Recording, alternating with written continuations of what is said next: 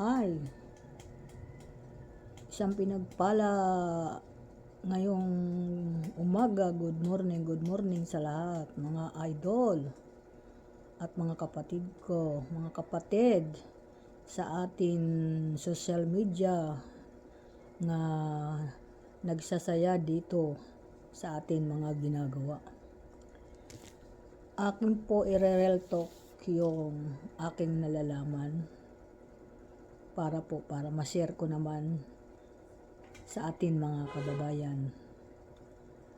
Bakit yung tao umunlad sa kanilang maliit na negosyo? Real talk po to. Good morning po. Bakit?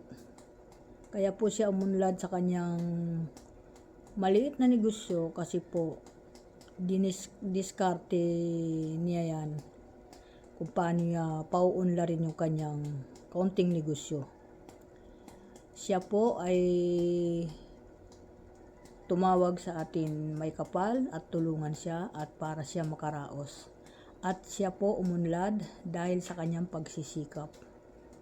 Ayun po, ngayon po, wala man siyang pinag-aralan at maliit man siyang tao, kanya po napaunlad yung kanyang kaunting negosyo sa kanyang pagsisikap.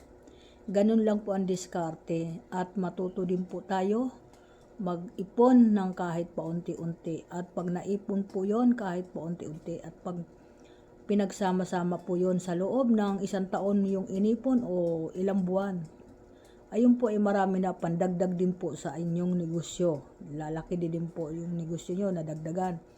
Ganun po ang diskarte po mga idol. At mag-isip pa tayo ng ibang negosyo na pagkakitaan, hindi lang yung negosyo na itinayo niya. Yun lang po mga idol yung aking ibabahagi sa inyo. Kasi po maganda po yun pag marunong tayo magtabi.